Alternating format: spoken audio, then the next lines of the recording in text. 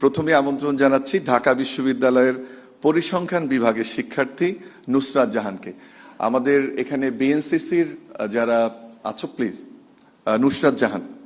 আমি জানতাম না যে সকাল সকাল ঢাকা ইউনিভার্সিটিতে আমাকে এক্সাম পরীক্ষা দিতে হবে। আসসালামু আলাইকুম, আমি নুসরাত জাহান, ঢাকা বিশ্ববিদ্যালয়ের পরিসংখ্যান বিভাগের শিক্ষার্থী। মাননীয় প্রধানমন্ত্রীর কাছে আমার প্রশ্নটি হচ্ছে, আমাদের ব্যাংকিং ব্যবস্থায় ঋণ দেওয়া হয় জামানতের বিপরীতে, অর্থাৎ জমি বা সম্পদের বিপরীতে। এখন যে তরুণ তরুণীর বাবার জমি নেই, তার আইডিয়া যতই ভালো হোক না কেন, পুঁজি নেই। যদিও কিছু স্টার্ট আপ প্রতিযোগিতা ও সরকারি উদ্যোগের মাধ্যমে কিছুটা সহায়তা পাওয়া যায়, কিন্তু তা সব উদ্যোক্তার জন্য যথেষ্ট না।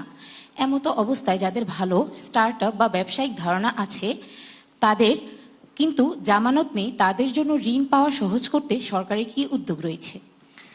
এক কথায় যদি, থ্যাংক ইউ সো মাচ আপনার প্রশ্নের জন্য। এক কথায় যদি বলতে হয়, আপনার এই সমস্যাটা আমি জানি মানে আমরা সবাই জানি এই সমস্যাটা।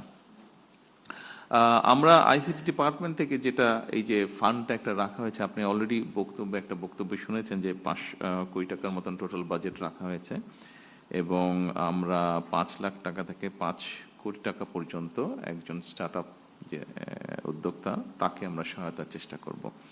এবং একই সাথে আমরা যেটা চিন্তা করেছি বা বলা যায় ডিসিশন নিয়েছি আমরা, যে আপনার মতন এরকম যদি উদ্যোক্তা থাকে যাকে একদম আপনি একদম ফ্রেশ স্টার্ট আপ, আপনাকে আমরা এই যে ব্যাংকের যে হ্যাসেলগুলো আছে, আপনার বিভিন্ন রকম কোলাটেরাল সিকিউরিটি দিতে হয়, বিভিন্ন কাগজপত্র দিতে হয়, এটা আপনাকে যাতে এর ভিতর দিয়ে যেতে না হয়, আপনি আসবেন, আপনার প্রজেক্টটা দেখবে, একটা কমিটির মতো করা হয়েছে না, একদম নিউট্রাল একটা কমিটি করা হয়েছে। এখানে মন্ত্রী সাহেবও নাই, এখানে অ্যাডভাইজার সাহেবও নাই, একদম পিওর একটা কমিটি করেছে। তারা আপনারা দেখবে, দেখে ডিসিশনে আপনাকে উইদাউট এনি কোলাটেরাল আপনাকে তারা ফান্ড করবে।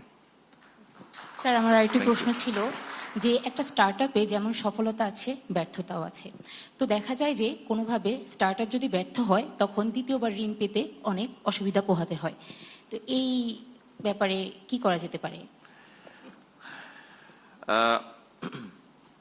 দেখুন, আপনাকে আমরা যেটা হেল্প করা হবে সেটা তো কারো প্রাইভেট মানি না, এটা পাবলিক মানি। তবে নিশ্চয়ই আপনার ওটা যদি পটেনশিয়াল থাকে, ওটা ডেফিনেটলি তাকে আবার রিথিঙ্ক করা হবে, তাকে আবার ফার্দার করা যায় কিনা। যদি করা যায়, অবশ্যই করা যাবে। হতেই পারে ব্যবসা করতে গেলে প্রথমে অনেক জিনিস ক্লিক করে না, একটু সময় হয়তো লাগে, কিন্তু যদি ওটার পসিবিলিটি থাকে, অবশ্যই সেটাকে আবার সেকেন্ড টাইম আবার ফাইন্যান্স করা হবে ইনশাআল্লাহ। Thank you sir. আমি একটি